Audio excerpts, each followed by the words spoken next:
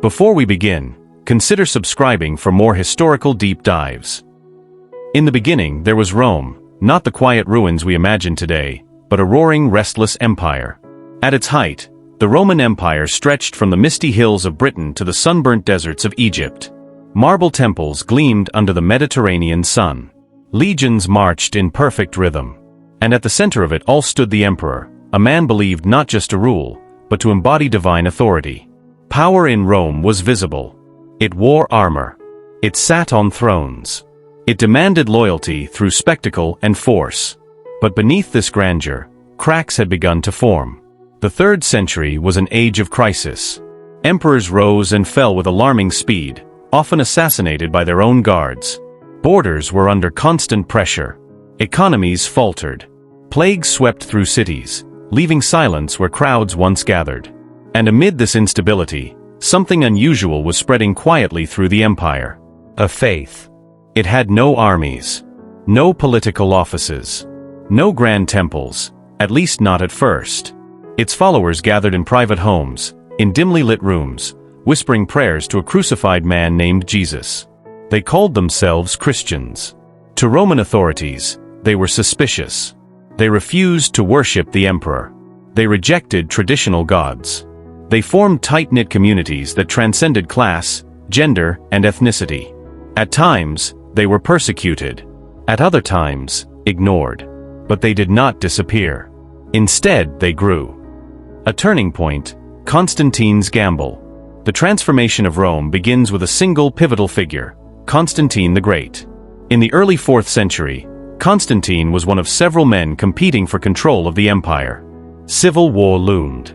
On the eve of a decisive battle in 312 CE, near the Milvian Bridge, something happened, something that would echo across history. According to later accounts, Constantine saw a vision in the sky, a symbol of the Christian cross, accompanied by words promising victory. Whether divine intervention or calculated symbolism, the result was undeniable. Constantine won. And soon after, he issued the Edict of Milan in 313 CE, granting religious tolerance throughout the empire, including for Christians. For the first time, Christianity was no longer an illegal sect. It was protected.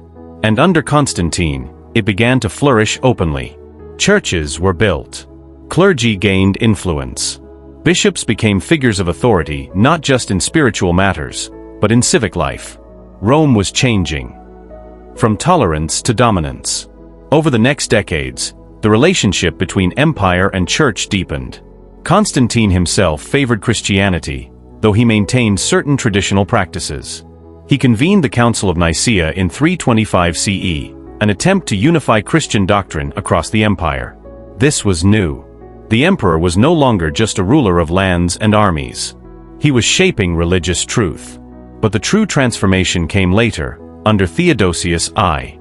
In 380 CE, Theodosius issued the Edict of Thessalonica, declaring Nicene Christianity the official state religion of the Roman Empire.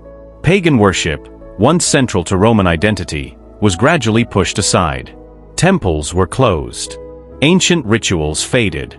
And the church, once marginalized, stood at the center of imperial power. 476 CE, the Western Roman Empire fell. The last emperor was deposed. The imperial structure that had governed the West for centuries collapsed. But something remarkable happened. While political authority fragmented, the church remained. In cities abandoned by imperial administration, bishops stepped in to provide leadership.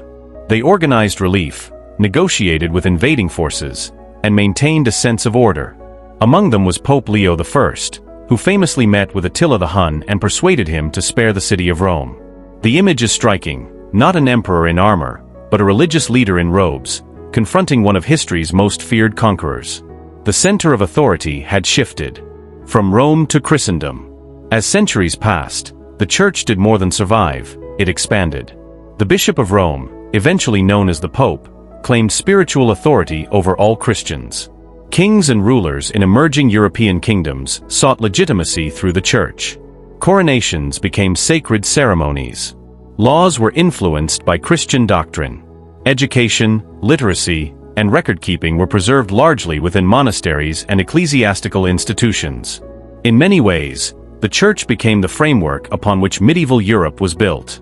The Caesars were gone. But a new kind of empire had taken their place, less visible, yet deeply pervasive. The transformation from imperial Rome to Christian Europe was not a sudden revolution. It was gradual, layered, complex, and it reveals something profound about power. Rome's emperors ruled through force, spectacle, and centralized authority. Their power was tangible, immediate, and often fragile. The church, by contrast, operated differently.